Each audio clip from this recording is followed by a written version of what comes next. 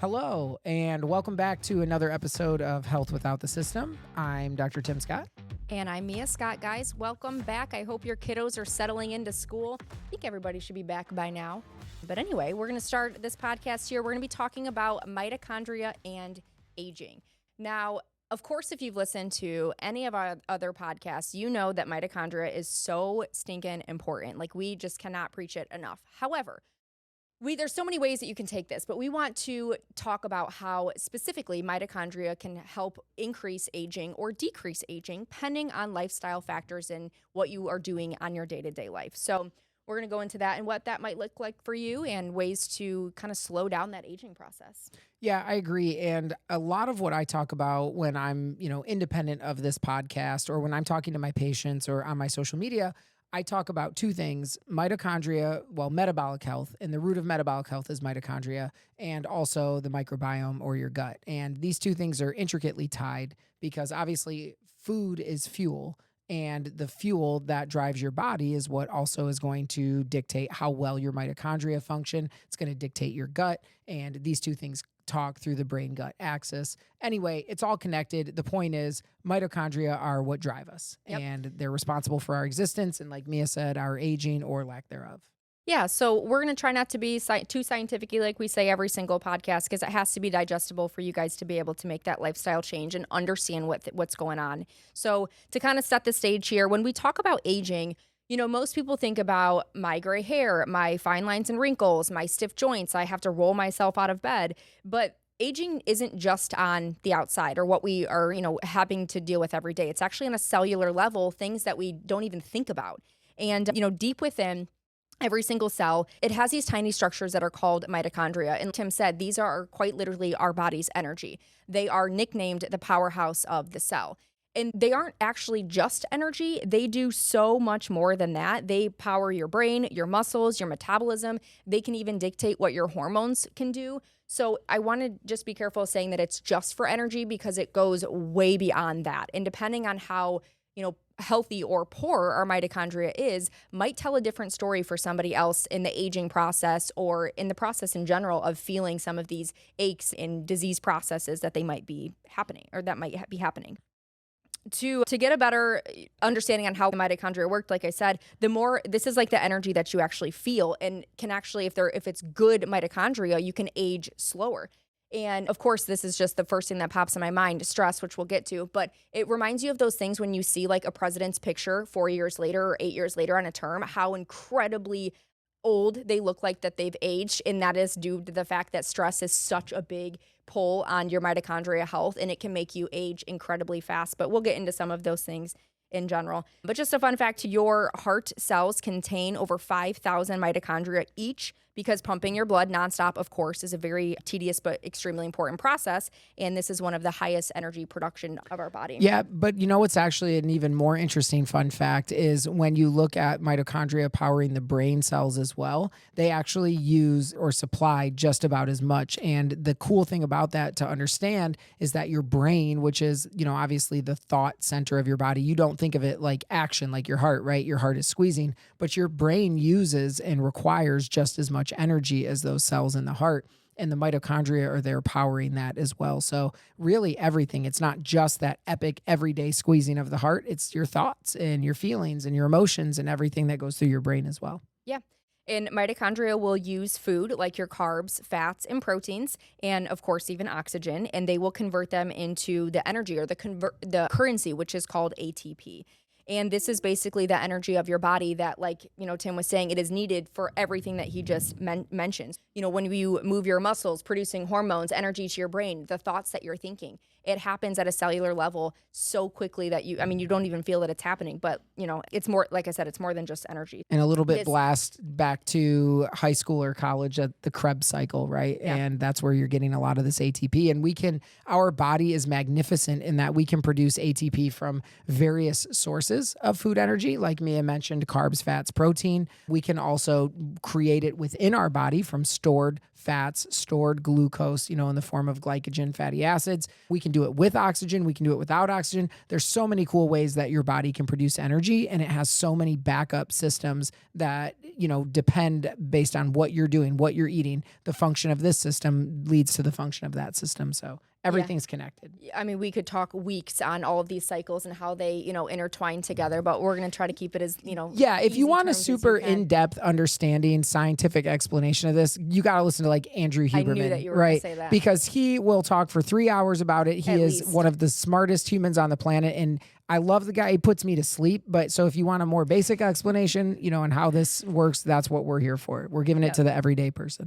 So like we said, the mitochondria, they produce the ATP, and then the ATP, once again, is more than just energy. This can help signal to our body, not only just regulating hormones, but it can tell your body, okay, it's time to rest. It's time to heal. It's time to repair and recover. It's on such a systemic level on that your mitochondria have to be healthy, or so many things can go wrong in the body. And another really cool fact is that your mitochondria is 100% given from your mother's DNA or your mother's cells. So nothing comes from father. All of your mitochondria is passed down through your mother, which I find is pretty interesting. Yeah, I think that is pretty cool. Taking all that aside, how does mitochondria interact with the aging process, or how does it lead to aging, or how do we prevent aging? Well, there's the mitochondria theory of aging, and that suggests that basically aging happens largely because this mitochondria can become damaged and less effective over time. And the theory behind that is when you are getting older, your mitochondria can make less ATP. It can generate more what we consider exhaust. So think of this as the byproduct of what your mitochondria is making. It's just like an exhaust off of your car. Think of your mitochondria as your car. Like I said, essentially you're a byproduct of just from working too hard. As time goes on and they're really, pushing things, especially as you're getting older, maybe you're developing some disease processes, maybe you're not eating the healthiest, they are really working in overdrive, and you can get these free radical byproducts, which then leads to oxidative stress. Oxidative stress is quite literally single-handedly at the bottom of most of our disease processes as well. Inflammation of the body, your, diabetes, and any type of, cardiac issue. It's just your metabolic issues are going to have inflammation at its root source. It's just given. So, of course, you can see that this creates an extremely vicious cycle of, I have lower energy and more damage to the body, and then you lead to all of these things like medications from your doctor that might not be the root cause of Absolutely. So fatigue, joint pain, stress, poor sleep, all of these things, when you take it to your doctor, this could be interpreted as depression. This could be interpreted as a vitamin deficiency. It could be the start of an autoimmune disease. Yeah, fibromyalgia, right? When if you really back it up and get down to the core level, it could possibly be explained by dysbiosis in your gut, small intestinal bacterial overgrowth, affecting hormone production, and or at the cellular level, mitochondria not having the proper fuels, them not running as efficient, producing as much ATP as they should. Or Mia said, all of these toxic byproducts, reactive oxygen species leading to oxidative stress, and then mitochondrial dysfunction. And basically, the way I like people to understand that is, if you have a high performance car, it generally needs high performance fuel. If you don't put high performance fuel in it, it's not going to run as well or last as long because of some of the byproducts that are created and the wear and tear it causes on the engine. Now, in addition to the high performance fuel, you also need certain additives to make sure that this chain is functioning appropriately. And, one example is CoQ10. Another example is magnesium. There's lots of different things. And listen, this doesn't mean that you need to be on a supplement for every one of those things. All of this can be in a good, well-rounded, phytonutrient-rich, rainbow diverse diet. And that's a perfect analogy with the car, because a car doesn't get damaged after one use of low-grade fuel. It takes decades to have that wear and tear, and that's the same with our body. That is why we might not feel like we did in our 20s, because as we age, if we are still eating the crappy foods, if we're still living the standard American diet, if we're still not exercising and doing all the things that I will go over here, we will have oxidative stress because our mitochondria will be overloaded on working hard and in overdrive, which is the perfect example of that car. If you feed your body and you treat your body with premium fuel, aka your food sources, your environment, your epigenetics, what you're controlling your life around, you are going to not only live longer, feel better, look better, and all the things that come with that. Yeah, same analogy, sticking with the car, if you don't change the oil in your car, eventually that oil burns up or it starts to burn dirtier. You might get smoke coming out of the engine or some knocking. Same, and we talk about this all the time. It's not the fuel, but it's also clearing the byproducts, clearing the toxins. You don't want fuel that was sitting in muddy water. You're not going to put that in your car, right? So you don't want our fuels muddied with toxins like glyphosate, other pesticides, added sugars, emulsifiers, right? The cleanest sources of fuel you can get help your body excrete the toxins. Make sure you're hydrating appropriately, you're exercising, you're sweating. All of these things, liken it to a car. Think of the car, the engine, the fuel, all of it.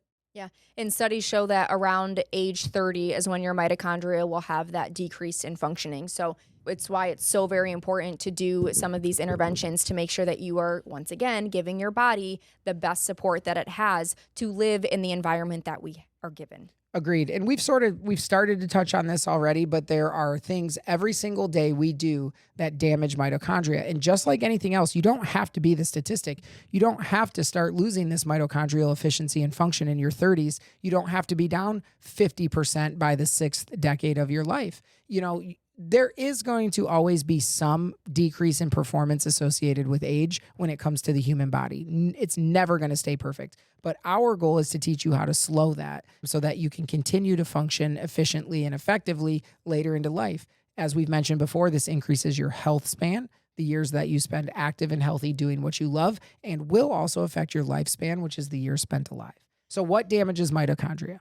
Number one, first and foremost, that we preach on every single episode is diet. What you put in your mouth. And I mean, truly, that you can stop so many disease processes right there. And I will say, I should just say this, I should just start the podcast like this. If you're living the standard American diet, it's not if, it's when. You will develop a standard American disease process. It's just the way that the environment that we live in. So poor diet, what it does specifically is with processed food and sugar, this will starve your mitochondria of the fuel sources that it needs to do its job. And if mitochondria can't do its job, you are going to feel it. You're going to feel that brain fog and fatigue. And even specifically immediately after a meal, if you ever eat a meal, it's not, and yes, of course, heavy carbs, play a role.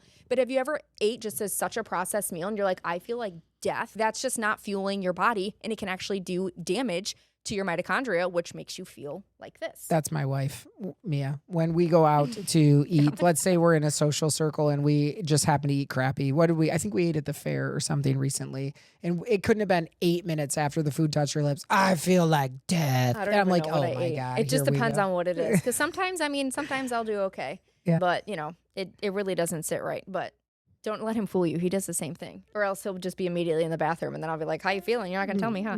Anyway, so next biggest thing is what to, look out for and things that you can change. Of course, your toxins. What was the episode that we did? Your toxic load. Lowering your toxic load. This is huge for mitochondrial health. And this is why, big. Yeah, lowering your toxic load. This is why, like, when our podcast, we could quite literally break this up into so many different segments, but lowering your toxic load, listen to that last podcast if you haven't yet. That is incredible on how to also help your mitochondria. So everything that we do has systemic, effects, and that's what we preach about. Toxins. What toxins are we going to be exposed to all the time? Pesticides, single-handedly. It's non-controllable in a way that there's some things that you're just not going to be able to avoid because quite literally we are getting rained on with glyphosate, but we can control the controllable. I said this 1,000 times, the clean 15, the dirty dozen, trying to avoid, pesticides and glyphosate when you can. Don't use Roundup, use more natural remedies that you can make at home, things that we can do to lower the toxic load there.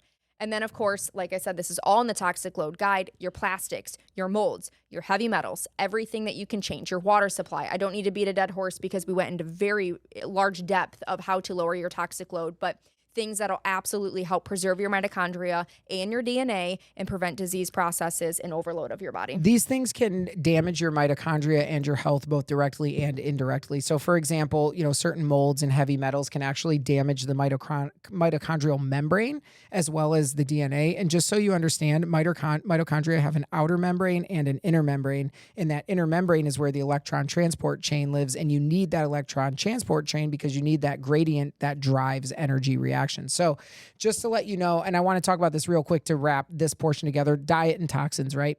let's say you're eating a processed diet that's got a lot of wheat or gluten foods and it's not organic and there's a lot of glyphosate. Okay, that food comes in your gut. First off, glyphosate is actually antibacterial and it actually kills a lot of the good bacteria in our gut. So you're already knocking down your good bacteria and giving a chance for bad bacteria. Now, in that processed food, let's say you're also having the gluten, which can be inflammatory to our gut lining wall. And let's say you also have some additives like polysorbate 80 or maltodextrin, which are emulsifiers. Well, the emulsifiers actually act like soap dropped in water. You know how it disperses grease? Emulsifiers do that to that mucus lining on your gut. So that bite of processed, weedy, gluten food is killing your good bacteria, allowing bad bacteria to proliferate, screwing up the mucus lining along your gut. Now that gluten, which is inflammatory to the gut wall, is getting access to your gut wall. That's causing inflammation of the gut wall. And over time, that leads to leaky gut. So now everything that's inside your gut can enter the bloodstream, specifically LPS, lipopolysaccharide, which we've mentioned from gut bacteria. And this then gets spread systemically. And now all of a sudden you have autoimmune reactions, achy joints, fatigue, all the things we've mentioned. So this is just kind of showing you how on both a systemic level and of course down all the way to the mitochondria, these kind of foods can affect you.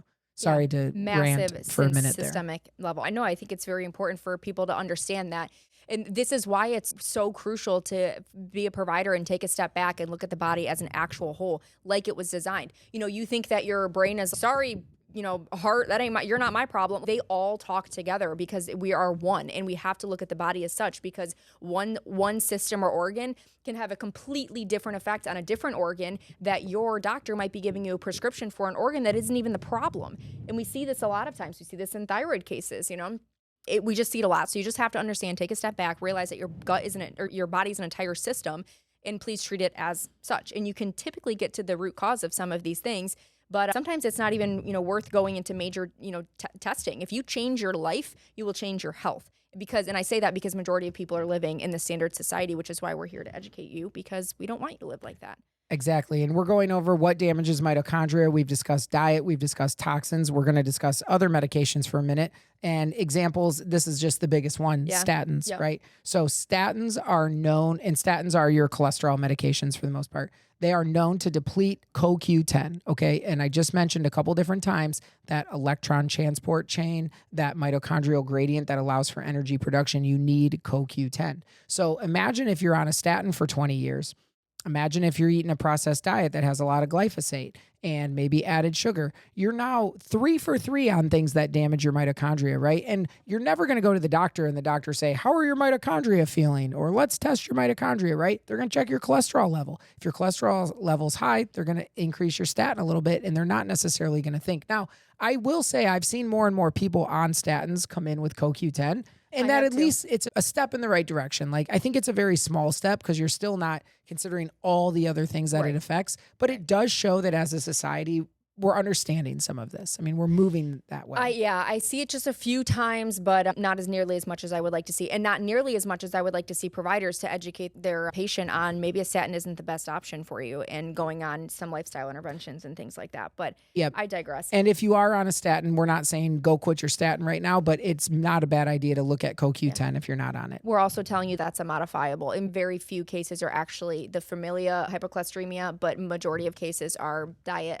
lifestyle, exercise. A lot of that can be reversed. Just keep that in mind. But also other deficiencies, B12 is a big one, magnesium, carnitine, antioxidants. These are all crucial. And if you are depleted in these, your mitochondria is not going to be able to function. Another one is single-handedly PPIs. They will destroy your proton pump inhibitors. They will destroy your B vitamins. So your omeprazole, Prilosec, all of those things that you take for acid reflux, they will deplete your B vitamins. We know this it's very clearly stated in data. Tim, he takes PPIs. We also did a micronutrient panel on him a couple years ago. We replaced his B vitamins because they were all low.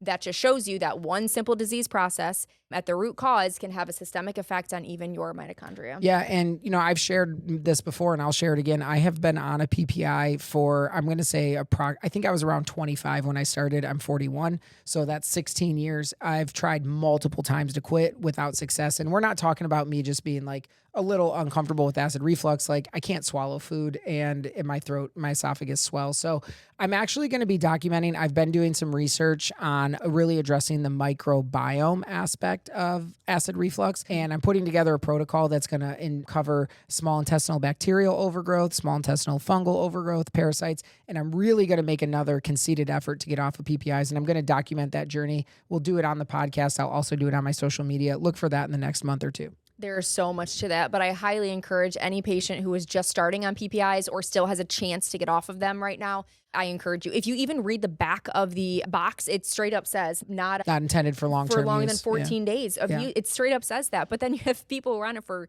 decades. The moment you're on it for a few weeks, for the majority of people, it changes so your microbiome, your acid production, everything so much that if you try to stop, it's just miserable. So that's where I've been, but we'll get over it. We'll keep you along that journey. Okay, Next one, diet, toxins, medications, nutrient deficiencies. This one's kind of cool. Yeah, sedentary lifestyle. The more you move, the healthier your mitochondria is. This is, I've talked about this before. This is like hormesis, right? So hormesis is saying that a little bit of a bad thing is good for your body. This is why the concept of cryotherapy or, jumping in cold water, being in a sauna, doing a 24 to 48 hour fast, right? This is all hormesis, testing your body to actually produce positive change. And that's the same with mitochondria. I just realized that have I been saying that wrong my entire life? I say hormesis. Is it like herb? I think the H is kind of meant to be silent. I think hormesis is. You'll learn something new every day. Because otherwise you're like hormesis. No, I just say it normal. It just sounds so weird to me. Hormesis. Well, if you say it like that, I definitely would drop the H. Okay. So the sedentary lifestyle, exactly like he said, in which I was going to get into that as well. Those are like my favorite. I love full body cryo. I love red light therapy that stimulates your ATP, that stimulates your mitochondrial production. I do it every single morning before I had a panel. I would go to a store down the street and do that a few times a week. It is amazing. It's also great for that winter blues that comes up. That's a lot. You want to make sure that you're getting the red light as well. That'll help your mitochondria, which can help some neurological issues as well. But you have to challenge your body in good ways. And that's exactly what the hormesis was getting into. So another thing that is huge on very disrupting and damaging to your mitochondria is lack or poor sleep. Rest is when mitochondria will actually take the time to repair and kind of fix themselves as well and regenerate themselves. So if you're not getting good night's sleep, if you have very dysregulated sleep patterns, this can, block your circadian rhythm, all the things. It's going to damage your mitochondria even more. Yeah. And remember the goal is 7 hours, minimum of 7 hours of good regenerative sleep per night. We've set some goals to make sure we're getting that recently. We were visiting one of my friends in South Carolina a couple weeks ago, and they had this really cool thing. So temperature, there's so much around temperature related to sleep, like temperature in the room, temperature of your body, temperature of the bed. They had a really cool product. I believe it was called 8 Sleep, like the number 8 Sleep. And it was like a topper for their mattress, but it adjusted on both sides to their temperatures and it would change throughout the night. And it tracked their sleep and their temperature and their wakings and all this kind of stuff. I thought that was really cool. We were looking at it. I'd like to try that product, but right now, and you can split it. So your partner can have a completely different temperature and regulating than and then throughout the night, it will actually change based on how you're sleeping and what your temperature is. It'll track your progress for a few weeks to get to know you, because I'm sure it's all AI powered. And it'll basically automatically change what's going to be best for your deepest REM sleep. And very cool. You got to love science, but teach their own. It probably has some type of downfall, like too much. Yeah, for now, I'm just going to kick off the covers, turn on the fan, and tell you to scooch over because you're making me hot. Yep, exactly. But winter's coming, so he can sleep outside soon. Hey, fun fact, mitochondria actually make their own melatonin. So it's not just your brain, but it's inside your cells and a defense against your antioxidants, which is, sleep can also help stimulate that production as well. Super important. But that's the good news. And what we were talking about the hormesis is that mitochondria can actually be trained in a way. Like I said, they're adaptable. But within reason. Like it can't be poor stress, like stress where you feel like your cortisol levels are through the roof, or adrenal fatigue because your life is just so stressed. In the good stress, like we were talking about, the exercise, the cold plunge therapy. Fasting. We didn't speak about fasting there, but that's another one. So imagine, all these cells in your body that have mitochondria, the cells that line your gut are no different, and they're included in this. And this is one of the benefits of intermittent fasting. If you look at, they call it senescence or cellular aging, how that leads to the metabolic aging, certain neurodegenerative diseases. There's actually some cool research out there showing that you can reduce the chances of some of that or the severity of that with intermittent fasting. And again, it all just comes down to that concept of hormesis, sort of challenging your gut to get better, but also the downtime. Like once your body's actually done digesting food, it doesn't just quit. It's okay. Well, now what do we do? Let's clean things up. Let's get rid of some of these dead cells. Let's get rid of some of these toxins. The mitochondria might proliferate. Yep. Autophagy. That's one of the big things that we tell our patients. We're to each their own. There's definitely a category of people who shouldn't really do heavy fasting. Hormonal women that are having some issues there that can be, worse than good. However, we tell patients that at least just consume your calories in about 8 hours during the day. That leaves the rest of the time for that rest and digest. Tim says your body just doesn't stop and say, thanks, we're good. We digested the food. Let us know when you eat again. It is constantly doing things. And unfortunately, food will take precedence. So if you have food in your stomach at all times or many times, that'll come first on digesting and working on breaking that stuff down. So you want to give your body that rest and digest period so it can send out those macrophages, clean house, have that cellular, regeneration and degeneration to tag those cells to say, listen, you're an unstable cell, you're oxidized, and your mitochondria does this. You're going to oxidize, or your potential for mutating, your potential cancer, I'm going to get rid of you. And your body needs that time to be able to do its job too. It's straight up has these little garbage trucks that go out and just really clean up your body. So it's so very important on a cellular level. That's where fasting comes in. And like I said, these go so in depth on each level, but just the scratch of the surface there, that is why we recommend that time restricted eating for our patients. It's not just to lose weight.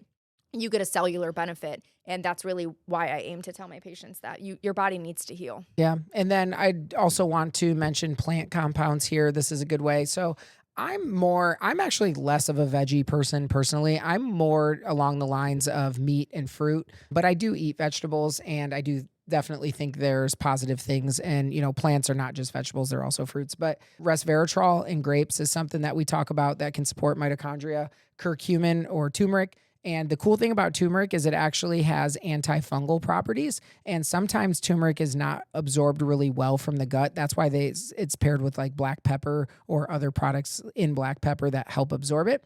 But when it's not absorbed, it can actually have antifungal effects on your gut. So you kind of get a 2-for-1 with a daily turmeric. It's also anti-inflammatory. Turmeric's great. Everyone should be getting turmeric in your diet or supplementing it. Yep. Green tea has catechins in it. And there's also other polyphenols, which are these plant alcohols. And these can protect mitochondria from damage. What they do is they can either directly neutralize reactive oxygen species to protect from those causing oxidative damage, or they can actually help your body upregulate some of its own antioxidants like superoxide dismutase and glutathione peroxidase, which are big in your body. Yeah, remember that I always try to explain to patients, because not everybody knows what oxidative stress is. Think about it as like a bunch of little fireworks going off in your body. They can be very damaging. It's the rust of the pipes. It's just bad cells that will do bad things. So that's kind of how I explain it to patients. So very detrimental. You want to have these antioxidants. It's in the word antioxidant, oxidative stress. You want to be able to neutralize those and be able to get rid of them or help repair, because there are many studies showing that you have repair of these. I like to think of it like exhaust. So when you burn fuel, your body gives off exhaust, right?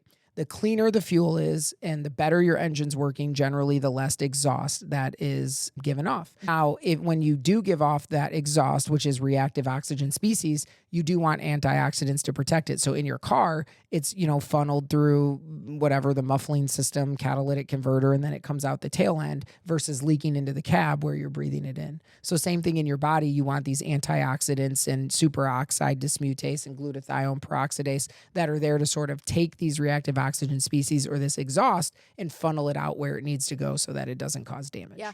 Just a side note, this was a few years ago. I did a test. It was a cellular oxidative assay test. And it basically, they will take all of these these antioxidants, like we were talking about, turmeric, even like frankincense, and all of these things that are super beneficial. And they take your cell from blood and they damage it so much. They pour, I think it's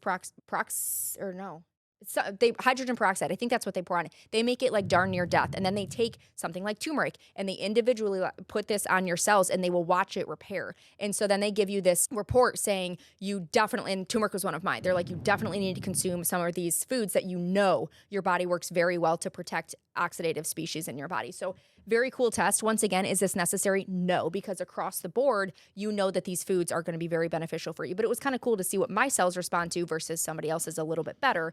But just a little random thought there. Yeah. And there are also tests. There's ones that we can order through Vibrant Wellness that can actually test like mitochondrial health, energy, body's energy health. It's not just mitochondria, but it's looking at some of those different antioxidant enzymes in your body, cofactors of metabolism, metabolites you need to run the cycle. So there's some cool tests out there if you want to look at it, but like Mia said, not essential. Yep.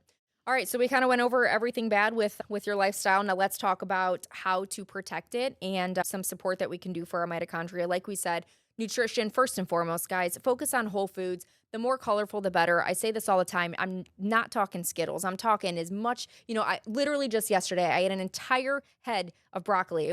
We just air fried it with a little bit of oil and salt. It was so freaking good. I dip it into my own sriracha mayo that I make at home. I can eat an entire head of broccoli because it's so good. Is that the normal person? Probably not. But my kids are even obsessed with it too. They love it. So fill your plate with as much fruits and vegetables as you possibly can. The more colorful, the better. That goes back to your gut microbiome. The more diverse your species are, the better and healthier your gut's going to be.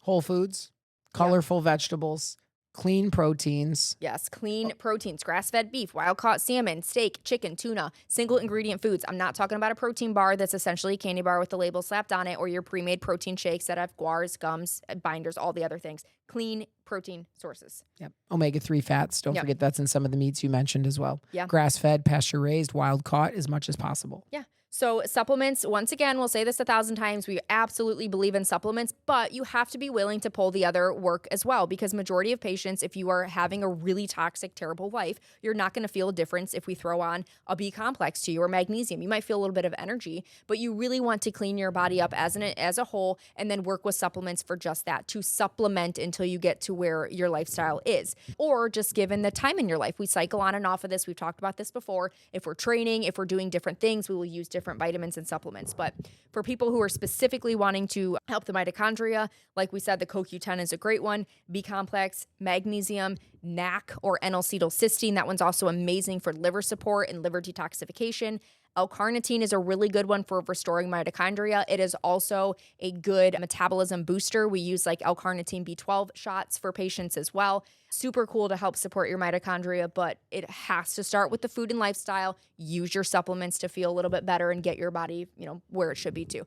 But you have your givens like magnesium. Everybody should be on that as well, where everybody's low in magnesium. Yeah, and some of these you have to remember too, there's certain forms like CoQ10, you can get that in ubiquinone or ubiquinol. You want the ubiquinol form, which is more absorbable. We've talked about things to look for to make sure your B vitamins are good. Same with magnesium, there's different kinds. Generally, you want to be with the glycinate or the L-threonine, which crosses the blood-brain barrier.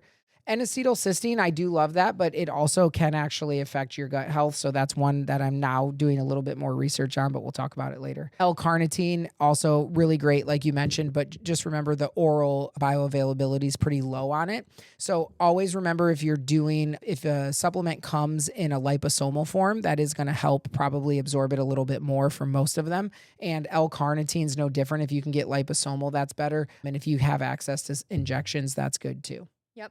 Just a few more of the obvious ones that we talked about. We're going to wrap it up here. We're getting a little bit behind, but movement and sleep, of course, the absolute first and foremost as well. That goes along with diet and lifestyle changes.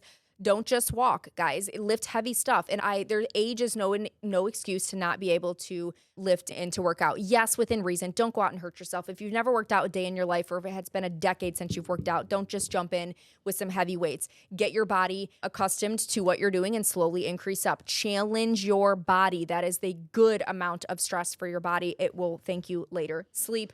7 to 8 hours, uninterrupted, the best. Try to stick to the same bedtime as you can. Use red lights at nighttime. That will also help your mitochondria. And then, of course, less stress reduction. We talk about this one all the time. I know. And you have to think of your HPA axis, your hypothalamic, pituitary, adrenal axis. We talk about how you have to address adrenals before you address the thyroids, before you address the sex hormones. But so it all matters. That's the point. I know it sounds foofy sometimes, but mindfulness, breath work, exposure to early morning sunlight, grounding, all of these things have an effect on stress, sleep, hydration, relationships, social structure. Please don't kick these to the side. Just understand they're important. And we get stress as an issue. It's an issue in my life. I got a test done that shows that I have a little bit of adrenal fatigue going on. I'm working on it. I'm doing all of the things, but I know what's going on and I can address that. So these are things that we can all hands on deck to really support your mitochondria at an entire level in everything that you do. And then of course, environment. This is, you have to control your controllables, detox your load, listen to our toxic load. Anything that you do in there in that lower toxic load is going to help